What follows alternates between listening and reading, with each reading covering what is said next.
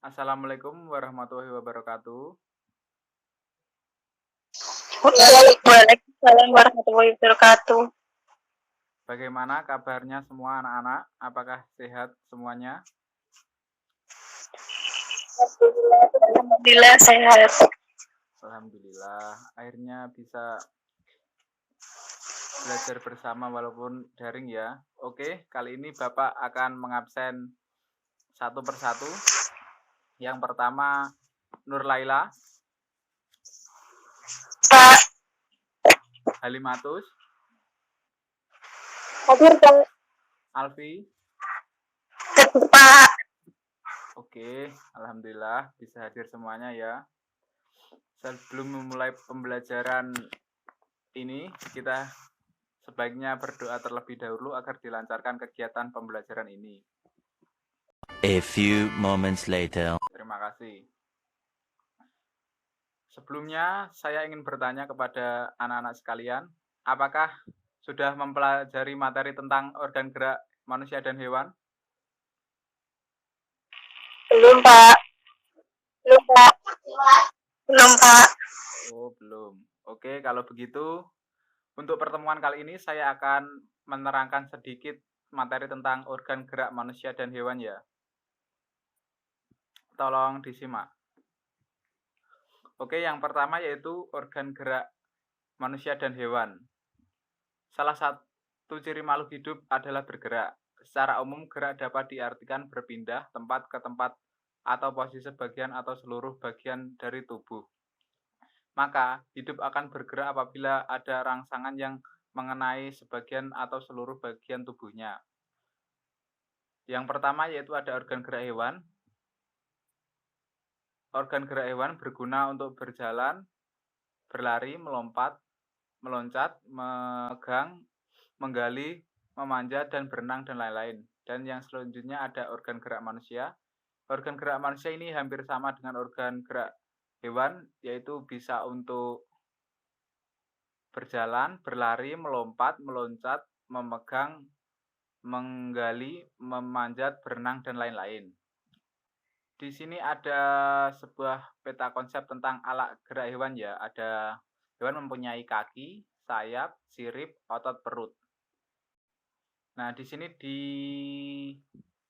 ada gambar hewan seperti kelinci, elang atau burung, ular, dan ada ikan. Kegunaan alat gerak kelinci yaitu menggunakan kaki untuk melompat, burung yaitu menggunakan sayap untuk terbang, ular menggunakan otot perut untuk melata, dan ikan menggunakan sirip dan ekor untuk berenang. Di sini ada juga contoh alat gerak hewan dan fungsinya. Ada kadal dan belalang. Kadal menggunakan kaki untuk berjalan, memanjat, dan berenang di air. Sedangkan belalang menggunakan kaki dan sayap untuk melompat dan terbang. Di sini ada kelompok hewan berdasarkan ada dan tidaknya tulang belakang. Hewan yang memiliki tulang belakang bisa disebut vertebrata dan hewan yang tidak memiliki tulang belakang bisa disebut avertebrata. Contoh hewan vertebrata biasanya seperti burung, ikan, hewan, amfibi, hewan reptil, dan hewan mamalia. Sedangkan hewan avertebrata digolongkan seperti cacing, cumi-cumi, siput, dan ubur-ubur. Di sini ada organ gerak hewan vertebrata dan avertebrata. Hewan vertebrata mempunyai organ gerak seperti kaki, sirip, sayap, perut, dan ekor. Sedangkan hewan avertebrata memiliki tentakel seperti contoh ada cumi-cumi dan ubur-ubur, kaki perut seperti siput, sayap dan kaki seperti serangga, otot perut seperti cacing dan ular, dan kaki ambulakar seperti bintang laut. Di sini ditunjukkan perbedaan hewan vertebrata dan avertebrata. Hewan vertebrata memiliki tulang belakang, sedangkan hewan avertebrata tidak memiliki tulang belakang. Hewan vertebrata memiliki bagian tubuh yang umum seperti kepala, leher, badan, dan kaki. Sedangkan hewan avertebrata memiliki susunan tubuh yang sederhana. Hewan vertebrata memiliki alat pencernaan yang memanjang dari mulut sampai ke pembuangan, sedangkan hewan avertebrata memiliki alat pencernaan yang masih sederhana. Di sini ada gambar alat gerak manusia. Yang pertama itu ada alat gerak aktif disebut otot dan alat gerak pasif disebut tulang. Di sini ada macam-macam otot pada manusia ya. Yang pertama itu ada otot polos, otot lurik, dan otot jantung. Otot polos dibentuk oleh sel-sel yang berbentuk dari gelondongan di mana kedua ujungnya runcing dan mempunyai satu inti sel. Ini gambarnya ada contoh kalau tidak salah ada lambung ya. Dan otot luri juga dinamakan otot luri karena pada fibril mempunyai jalur melintang gelap atau anisotop dan terang atau isotop yang tersusun selang-selang sel-selnya berbentuk silindris dan mempunyai banyak inti. Dan selanjutnya yaitu otot jantung. Otot jantung yang bekerja secara terus-menerus tanpa henti. Otot ini perpaduan antara otot lurik dan otot polos. Saraf yang penghuni otot jantung adalah saraf simpatik dan prasimpatik. Dan selanjutnya yaitu ada macam-macam gangguan pada otot manusia. Gangguan yang pertama itu ya ada hipertrofi, ada stiff atau kaku leher, atau ada juga atrofi dan tetanus. Dan selanjutnya yaitu tulang.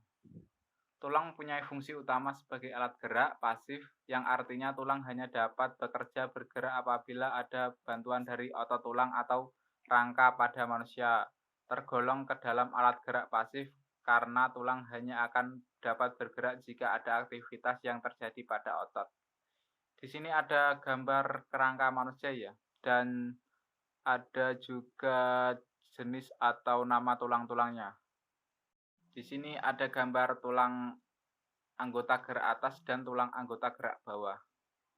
Tulang anggota gerak atas biasanya pada bahu sampai tangan, yaitu ada tulang lengan atas, tulang pengumpil, tulang hasta, tulang pergelangan tangan, tulang telapak tangan, dan tulang jari-jari. Dan untuk tulang anggota gerak bawah atau kaki, yaitu ada tulang paha, tulang betis, tulang pengumpil dan pengumpil kaki, dan tulang telapak kaki. Di sini ada fungsi rangka tulang bagi makhluk hidup, antara lain yang pertama yaitu menguatkan dan menegakkan tubuh, dan yang kedua menentukan bentuk, dan yang ketiga tempat melekatnya otot, keempat melindungi bagian-bagian tubuh yang penting dan halus. Di sini ada macam-macam kelainan pada tulang. Yang pertama yaitu fraktura atau patah tulang, bisa disebabkan oleh kecelakaan. Yang kedua yaitu fisura atau retak tulang. Yang ketiga ada skoliosis, keempat ada osteoporosis, kelima ada lordosis, yang keenam ada kifosis. Dijelaskan lagi dengan cara menjaga kesehatan organ gerak manusia, yaitu antara lain mengonsumsi makanan yang bergizi, artinya bisa dengan makan makanan seperti sayur yang mengandung vitamin-vitamin, dan rutin berolahraga. Selanjutnya yaitu istirahat yang cukup untuk memberikan kesempatan pada tubuh agar dapat bergerak atau meregenerasi sel-sel yang terdapat pada alat gerak. Oke, kali ini sedikit saja penjelasan dari materi organ gerak hewan dan manusia. Di sini Bapak berharap dengan materi ini siswa atau kalian semua dapat menjaga alat gerak manusia dengan baik, misalnya dengan makan makanan yang bergizi, atau dengan olahraga yang cukup dan istirahat yang teratur. Selanjutnya, apakah ada yang ingin ditanyakan?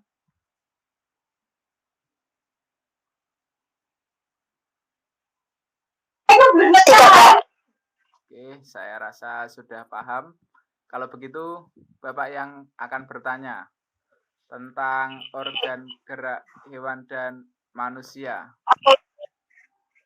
Ya Mbak Ella gimana? Sama saya mau bertanya perbedaan hewan vertebrata dan vertebrata kurang jelas Pak. Oh ya, di sini perbedaan hewan vertebrata dan vertebrata yaitu memiliki tulang belakang dan tidak memiliki tulang belakang. Itu bisa dicontohkan seperti burung. Burung kan memiliki struktur tulang, organ atau apa ya namanya? Memiliki tulang belakang untuk rancangan tulang-tulang inti selnya. Sedangkan hewan avertebrata seperti cacing, ular kan tidak memiliki tulang belakang. Jadi menggunakan apa ya? Menggunakan perut untuk melata. Gimana? Apakah masih kurang jelas, Mbak Ella? Jelas Pak. Oke. Apakah ada yang ingin ditanyakan lagi?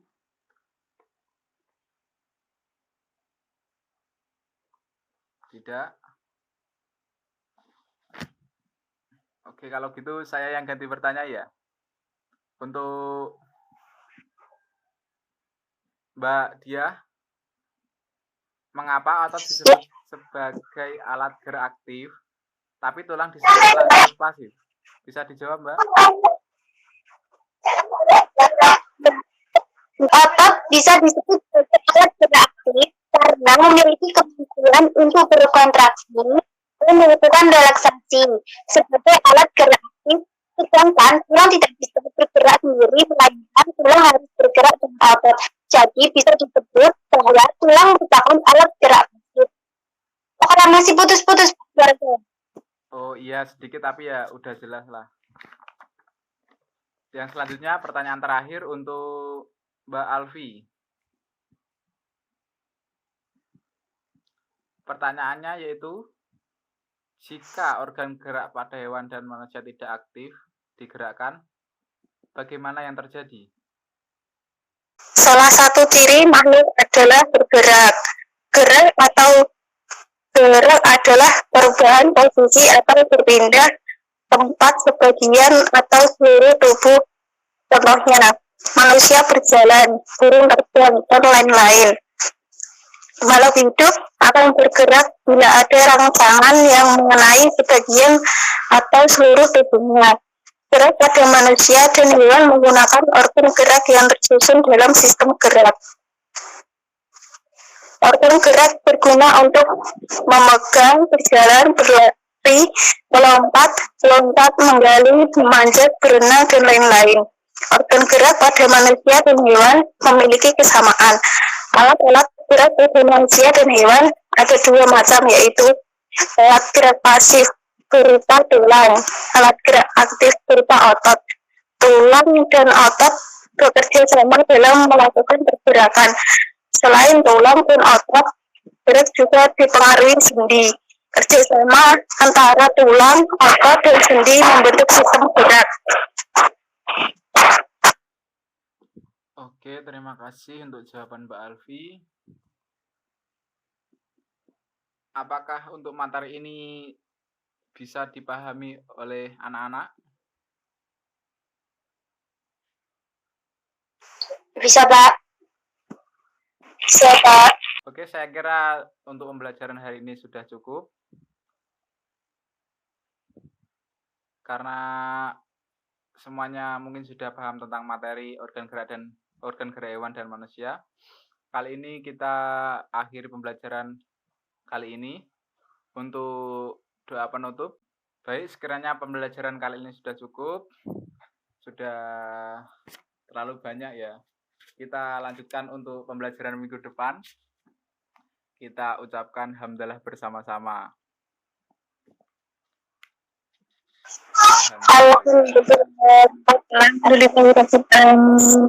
Kita akhiri pertemuan hari ini.